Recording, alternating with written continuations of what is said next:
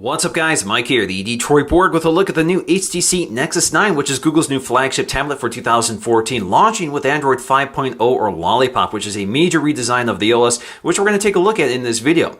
So this retails for $399 for 16 gigs or $479 for 32 gigs. So this is no longer a budget tablet like the Nexus 7 and Nexus 10 it's replacing. This kind of fits between those two tablets with an 8.9-inch display, so it's kind of filling the gap between both of them and does deliver some pretty high-end specs. So we have an 8.9-inch LCD IPS panel with a resolution of 1536 by 2048, which is good for 281 pixels per inch. We also have an 8-megapixel camera on the back with an LED flash, a 1.7-megapixel camera on the front, along with HTC Boom Sound stereo speakers. So that's front-facing stereo speakers, which is welcome on any tablet. We also have a 6700 mAh internal battery, which is non-removable, and we have lots of other features like 802.11ac Wi-Fi, NFC technology, as well as Bluetooth 4.1. Now internally, we have 2 gigs of RAM, we have a dual-core 2.3 GHz NVIDIA Tegra K1 with 64-bit processing, and a Kepler DX1 GPU with 192 cores, yes, 192 cores on the GPU. Alright, so let's go and crack into our packaging here, which is pretty minimal. You just have the 9 embossed on the front, and the Nexus 6 packaging is also identical. You just kind of flip it around and shrink it down, you get an idea what the Nexus 6 packaging is like. Of course, I will be reviewing the Nexus 6 in a future video. So you can see we have these bands surrounding the packaging to keep it sealed up, so we're going to have to slice that to get into it. So let's go ahead and do that right now. Alright, so let's go ahead and lift the lid. Very easy. And there we go. There we have our tablet tucked into its packaging cradle here. Just going to have to pull it up. And there we go. So you can see our tablet wrapped in plastic. Nexus on the back. Just says Nexus, not Nexus 9 or anything like that. And as you can see, this is the indigo black back panel. So let's go and peel off this wrapper. There we go. Slides right out. Got that nice soft touch back panel, very similar in feel to the Nexus 5 or the black Nexus 5 and the Nexus 7, the black Nexus 7. It's kind of soft touch rubbery material. All right, we're going to take a really close look at this in just a moment. We just want to clear the contents here to see what else they include. So we have our Nexus branding here. Then we have some paperwork here, very nicely done. So you can see we have our basic information, tells us about NFC, our power button, volume buttons, that sort of thing, very basic. Warranty safety guide. Then we have our standard accessories like a power adapter. So this is a pretty standard 5-volt charger that you would get on any other HTC product with the HTC branding and the USB port at the top. And then we have a standard HTC USB 2.0 cable, which is pretty nicely designed with the curved edges. Now on the back of the tablet, you'll find that serial number sticker that is easily removed. And of course, once you remove it, you probably are going to throw it out, so they do keep the spares in the box. All right, the first thing I want to do is press and hold the power button on the upper right side here to activate our tablet, and then we can take a close look around. All right, so let's go and take a look at our tablet. So again, this is Android 5.0 or Lollipop, which has a lot of interesting features, which we're going to take a look at in this video. In fact, we can jump to our settings to see Android 5.0 right here. All right, so let's go and take a look at our hardware first. Now you can see on the front we have these front-facing stereo speakers for HTC Boom Sound. Up top you'll find a 1.7 megapixel front-facing camera and an ambient light sensor right next to it. Now toward the bottom we have the other front-facing stereo speaker and our on-screen Android keys, which again have been updated for Android 5.0. Now this display is 8.9 inches LCD IPS, and as you can see here, this is more of a 4:3 aspect ratio instead of the widescreen tablets of the Nexus 10 and the Nexus 7. Now on the right side you'll find one of the dual microphones just above the sleep-wake power button as well as the volume rockers. Now these keys are a little small and a little flush, so they're not as tactile as I'd like to see, but they get the job done. Now on the bottom you'll find a micro USB charging port and the other dual microphone in the lower corner. Now, although this tablet is mostly plastic, there is a metal band that surrounds the tablet's bezel. And you can see toward the top, just above the speaker grill, is just a little separation point kind of filled in with plastic. That's the only joint on the entire metal band. And right next to that is the 3.5mm headphone jack. Now that 8-megapixel camera on the back is kind of positioned at the far corner of the tablet, and you have this nice metal surround which kind of raises up out of the beveled corner of the tablet. I think this looks really nice. It's still flush to the tablet, so if you lay this flat on a table, it doesn't rock around or anything like that. It's just because it's built into this corner, this curved corner, it kind of sticks out. I think it's a nice detail. Now it's 8 megapixels, auto-focusing, 1080p HD video, really nothing remarkable in terms of specs, but we do have an LED flash right below it. Now the back panel of course has our nice Nexus branding toward the center, and we have this nice soft touch rubbery material which feels really nice in the hand, adds to the gripability of the tablet, but of course it does show a lot of fingerprints. This was true of the Nexus 10, the Nexus 7, and other devices that features this sort of material design. Alright, so let's go and take a look at our tablet. So as you can see, we can now double tap the lock screen to wake it up. So that's a new feature with Android 5.0. Now you can see that we can expand our notifications on the lock screen, and you can interact with them. So you can expand them if they're eligible for such a thing, such as your email. You can also dismiss them by swiping them out of the way, and you can scroll them. You can also see we have a separate area just for Google Now cards, and you can clear them all if you want. You can also launch your camera just by swiping on that icon pretty quickly, like so. And then we're going to explore the camera in this video. Now let's just swipe up to get to our home screens here. So you can see I have two home screens here, and you can swipe all the way to the right to get to Google Now. That's always there, but of course you can turn that off if you want. Now you can also interact with Google just by speaking. Okay, Google, launch YouTube. Now our drop-down notification shade has also been updated here, so you can expand notifications or collapse them. And as you can see, the more you have here, the more they kind of stack on top of each other and hide out of the way. So if you want to see them all, just scroll up. Again, you can see your Google Now cards right below it. And then you can clear them all by tapping this icon here, which is only visible until you scroll all the way up. Now you can also swipe down again to get to your quick settings. So that includes things like your screen brightness, which hides the drop-down shade until you're done setting it. You have your Wi-Fi and Bluetooth toggles, as well as a flashlight feature here, which is very nice and handy to have. And then you have your cast screen options, as well as your GPS location and airplane mode. You can also go up here to jump to your settings panel. As you can see, the settings panel has also been heavily updated. We'll take a look at that in just a moment. Now, if you want to get to quick settings right away, just use a two-finger swipe down gesture. It takes you right to that panel. Now from your notification shade, you can actually tap and hold on one of these notifications to see which app is pushing it. Then you can go to info to manage how that app behaves. So you can block the app, you can change its priority, that sort of thing. Now you can see in the upper right corner, we have multi-user mode, which you can quickly access here. So you can see I'm logged in right now, and I can add another user so they can log in with their own Google account if they want, or you can select guest mode. So with a guest account, they basically have a clean slate here. They don't have access to your account. They can log in with their account. They can modify this, change the wallpaper, download their own apps, take their own photographs, and all of it is sandboxed within their own account. So again, very quick access to that just by going to your drop-down shade up here and selecting the account you want. Now you can also do this from the lock screen. Just tap up here and select the account you want or add a new one. Now you can modify the home screen by tapping and holding on it. You can rearrange your home screen. So if you jump this one to the front, that is now your main home screen, and you can reposition it if you want, like so. Now you can also select one of your Android 5.0 wallpapers right here. They've added quite a few of them which work well with this new material design of Android 5.0. And then you can also add your widgets, and there's plenty of them to pick from. And again, a new and updated interface. Now, if we go to settings, this is where we can turn off Google Now. So if you don't want that to show up at all, you can turn that off, and you can modify the behavior of Google Now in here as well as your notification options. We also have our new Android keys here with recent apps with a new look here with this sort of stacked card view, which you can cycle through. And it's, again, very smooth and fluid. So you can tap on this to access your app, and you can just swipe them out of the way to dismiss the apps. Now, recent apps also preserves our Google search bar up top, although it does stop listening when you're looking at recent apps. And you can see recent apps actually incorporates multiple windows for certain applications, such as settings here. So you can see I have 4 separate windows open for settings, and I can quickly jump to them. Now, we also have our home button, which you can swipe up to launch into Google Now, which just swipes over to the right in this case. And then you have your back button, which also behaves in clever ways. So for example, if you're typing text, you now have this down arrow to dismiss the keyboard like so. We also have our new app drawer. As you can see, when you open it up, it expands out. It tells you exactly where it's coming from, and when you minimize it, it goes back to the app drawer icon. Very nice. And of course, if you want to drag and drop any one of these apps to the home screen, just drag and drop it like so, and you can take it up to remove. Now, if you're in the app drawer, let's go here, and you tap and hold on one of these, you can take it up to app info, which will take you to the app info screen, so you can force stop it, disable it, and see lots of other information. Now, to get to our settings, we can swipe down to tap our gear icon. It takes us right to settings, which has been redesigned, and it is searchable. So for example, if you want to search for screen settings, just start typing it in, or you can start typing display. As you can see, it takes you right to display. It's all very quick. So you can see we have wireless and network, so that includes Wi-Fi controls. We can see Bluetooth, data usage, and more. Under more, you'll see NFC, which you can toggle on and off. And of course, you can also select your default SMS app. You also have your VPN controls and your airplane mode. Under display, again, all your standard controls such as your brightness level. A lot of this is accessible under your quick settings toggles. We also have sound and notifications, so you can independently control your media volume, alarm volume, and your notification volume. Now, alternatively, you can tap the volume button to control this. You can see you can mute your device and it goes to vibration mode, or you can manually select the volume. But you can see we have new Do Not Disturb features, which is very welcome on stock Android. So you can see right now with all selected, that means you're receiving all your notifications, but you can select priority to limit your notifications.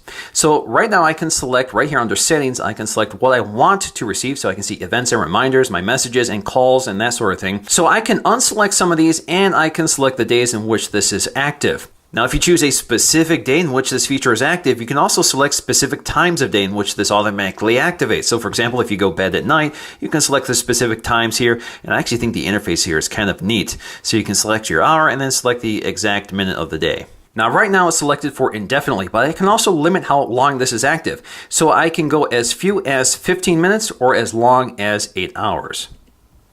Now, under none, you receive no notifications at all. So you can select indefinitely or for 8 hours or all the way down to 15 minutes. So under storage, you can see how much space we're taking up and exactly what type of content is taking that up, as well as which user accounts are taking up the space. Now, under battery, we can see our complete timeline as well as which apps are taking up the most battery life. And you can go up here to enable battery saver mode and you can see exactly what it's going to do when you enable it. Now, as you can see in battery saver mode, you get these orange bars at the top and bottom. It dials back screen brightness as well as background data and CPU performance to preserve battery life for as long as possible. Now, if you want to go back to normal, just go up here to turn it off. We also have our apps manager, so you can see what's downloaded, what's running, and pretty much everything we're familiar with on previous versions of Android. You also have your users, so this is where you can manage your guest accounts. You can also see we have tap and pay options here as well. Under personal, we have our location, so you can see what apps are using your GPS location. Under security, you can see we have our screen lock option, so you can see swipe, pattern, pin, and password. Now, perhaps the most interesting feature under security is screen pinning, which is off by default. I've turned it on here. So let me show you exactly what this does. Now, this works with recent apps. So for example, let me go ahead and swipe this out of the way. You can see I now have a pin icon on the apps in recent apps. So if I select this app is now pinned if I accept it here. So let's go ahead and click start. So this means that you are locked to this app. You can't exit it. You can't interact with the drop-down shade or do anything else. So this works with any app. So you can imagine this is useful for kids. So for example, if you want to give them Netflix and you don't want them to exit it accidentally or do something else with it, just lock that app and you're good to go. Now to exit, all I have to do is tap and hold the back and recent apps key and it's deactivated. So under system, we have date and time settings, accessibility, and printing, as well as about this tablet. And as you can see, when you swipe up here, you get this little animation, which actually follows your finger. So kind of a nice detail. So if we go to about this tablet, we have Android 5.0. Just keep tapping on that. You get to the lollipop logo, which you can tap here to change the color. You can also tap and hold on it to launch into this Flappy Bird game. Now, you've heard me refer to material design earlier, and that's referring to the new Android 5.0 design theme, which is based upon creating an interface that has a tangible quality. Colors have a consistent tone and textures are very subtle, but almost look like origami paper, so it kind of has this real-world tangible feel. The other part of this design equation is motion and transition. So every action creates a transition that is designed to orientate the user, so they know where something is coming from and where it's going, instead of just appearing or disappearing out of nowhere. You can see this with the way the app drawer expands out, or the folders open up and contract, or the way things stack on top of each other, like recent apps and notifications. So this kind of gives you a sense of relativity and hierarchy. The transitions are very quick and smooth, so this added animation does not get in the way of pure performance. Now, every single Google app has been updated for material design, right down to the calculator, as you can see here. The clock app, again, much broader color, simpler design, looks very nice. You can see our Docs app as well. Again, you can see it's kind of a blue theme here. And then you can also see that the other Google Docs apps have been renamed. So we now have Sheets and Slides. And again, if you tap on that, again, you can see that green color. And we also have our Presentation or Slides app. Now, our calendar has also been updated here, and you can swipe between the different months and you'll get a different sort of material design theme surrounding it. Now, you can also see they've included Google Fit here for keeping track of your health information, which works great with Android Wear devices. You can also see all the Play Store apps have been updated with new icons and the new interface, again, taking advantage of material design. Now, one of the biggest changes here is the elimination of the email app, which is now integrated into the Gmail app. So that means you can add IMAP and POP3 accounts to your Gmail app. So for example, you can see my main account here, which I host myself, is integrated here, and it is an IMAP account. So if you go up here to add an account, You can see you can add IMAP or POP accounts and exchange accounts as well. Now, for the most part, most apps do not take advantage of the screen real estate on an Android tablet, but certainly Google apps do. So, for example, if you take a look at the email app, when you rotate it to landscape orientation here, you can see it adjusts with your email preview on the right side and all your emails on the left side. And of course, you can see your accounts on the left side as well. So again, it takes better advantage of all that screen. All right, so let's go and take a look at our camera app. So once again, we have an 8 megapixel camera on the back. Now the interface is pretty familiar here, so you can snap your photo with the shutter release on the right side here. So as you can see here, it takes the photograph, and as you can see, you get a little animation on the right side, which indicates that the gallery is to the right, and you can swipe back to get back to your camera. Now, if you swipe in from the left edge, you get to your options. So you can see we have photosphere, panorama, lens blur, which basically focuses the subject in the background and blurs the background, and then you have video. Now, you can also see that when you bring up this control panel on the left side, you get to your settings, and there's lots of options under here, including resolution. So you can change the resolution of the back and front-facing camera, as well as some other options such as manual exposure controls. You can also pinch in and out to zoom in on your scene. It's not the quickest.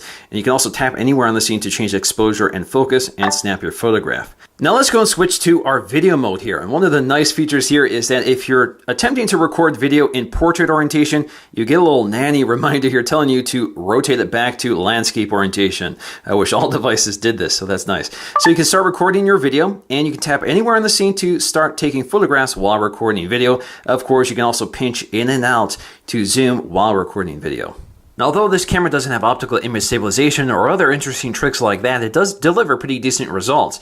So it's able to do a good job with exposure as well as color accuracy. It's also pretty quick, although the autofocusing mechanism can be a bit slow. It's pretty quick to take a photograph, so even if there's motion in your photograph, it does a nice job snapping it quickly enough so there is no motion blur. Now, video quality is also pretty good, and it does seem to be stabilized with software. So I'm able to get pretty smooth 1080p HD video out of this, and again, it does a pretty decent job with exposure, although it does have a tendency to overexpose some scenes. Now, this camera does feature continuous autofocus, although it spends a lot of time hunting around trying to find focus and can be very disruptive. So while panning around, you'll notice it a lot. All right, guys, Mike here at the Detroit Borg, testing out that front-facing camera, which is 1.6 megapixels, good for 720p HD video with a 2.4 aperture, so pretty wide aperture, lets a good amount of light in, seems to do a pretty decent job here. And then we also have those dual microphones for dual audio pickup. So a pretty decent camera overall. Now, if you take a look at our Geekbench 3 scores on the Nexus 9, you can see it handily beats out the Nexus 10 and the Nexus 7 it's replacing. Of course, much more modern,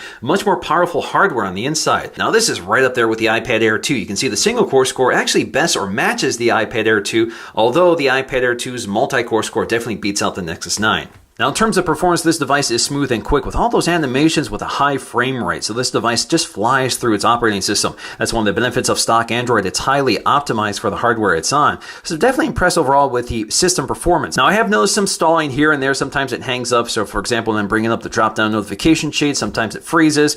Or when I'm bringing up an app from the app launcher, sometimes it's slow to respond. So there can be some hiccups here and there, but otherwise, this device is smooth and quick. Now, in terms of my battery life, I'm able to get about 3.5 hours to 4 hours out of this display at maximum brightness, and that's with some gaming involved, so that's pretty impressive. Now, of course, if you dial back your screen brightness, use less processor-intensive apps, use the camera a bit less, and use the power-saving mode, of course, you'll get a lot more mileage out of your battery. Now, once again, this display is 8.9 inches with 281 pixels per inch. Now, something like the iPad Air is 264 pixels per inch, while the iPad Mini is at 326. So this kind of slots between the two of them. So in either case, this is a really sharp, high-resolution display, and it's fairly bright. But there are some significant issues, and one of them is light bleeding. You can see it's evident no matter what you're doing. So if you look at the edge of the display, you can see there's quite a bit of light bleeding along the edge where the light source is. Now, this is kind of uncommon on higher cost tablets like this one. This is kind of a high-end tablet. You shouldn't see this too often. The other issue is just how uneven that backlight is. So for example, if you're looking at dark scenes, you can see there's uneven light bleeding along the edges, especially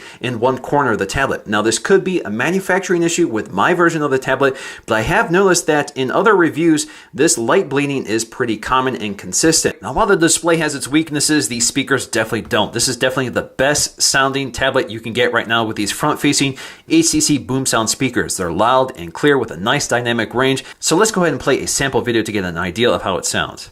Yes, you are. Yes, you are. You might have to decide between seeing your children again and the future of the human race. We'll find a way. Here we are.